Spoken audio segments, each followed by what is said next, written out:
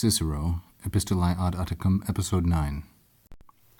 Sed obste ipso qui me accusas unas mihi scito, litteras redditas esse, cum et oti ad scribendum plus et facultatem dandi maiordrem habueris. Cicero now continues with the theme of the interruption in their correspondence. He says, but obste ipso, prepositional phrase, qui me accusas, subordination, unas mihi scito. Scito here is the verb. It's second singular, the main verb I should say, and it is a future imperative. Know that, understand that, from you yourself, you who find fault with me, qui me accusas, unas litteras redditas. Only one letter has been sent to me.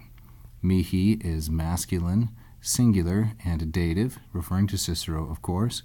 It is the indirect object of redditas. And with redditas is the infinitive esse, because this is an instance of oratio obliqua, indirect statement.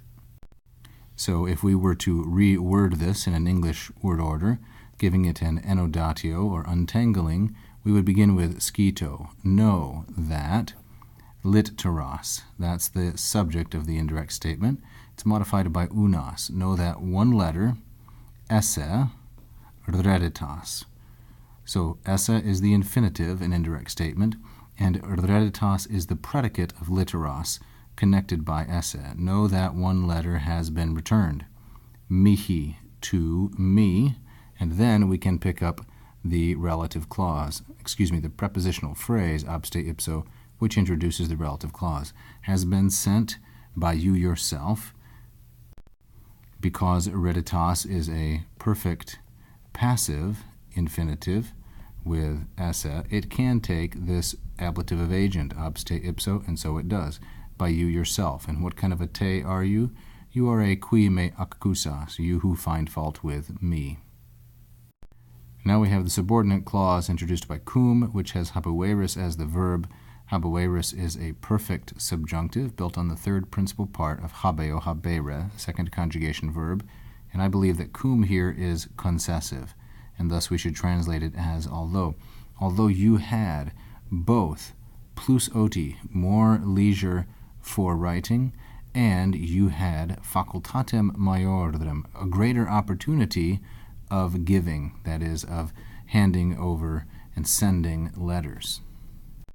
This really is quite a beautiful clause, so we will spend a little more time on it.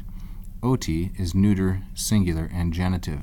It's a second declension noun, otium, and because the stem ends in an I, it's very common for the genitive to be simply a single I rather than ote.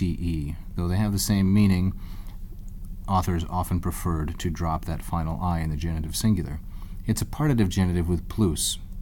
More of leisure, we would say in English simply more leisure. Plus is neuter, singular, and accusative, and it is the object of habueris, although you had both et, more leisure for writing.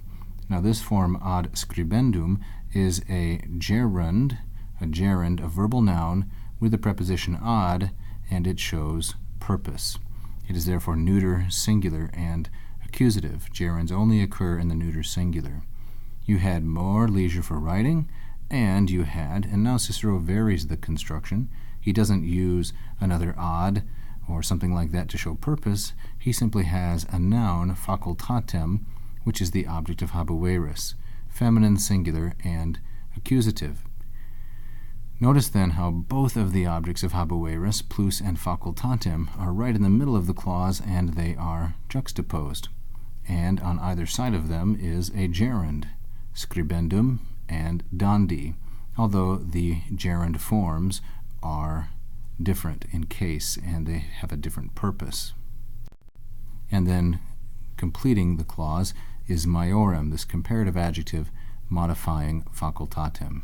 You had more leisure for writing, and you had a better opportunity for sending those letters.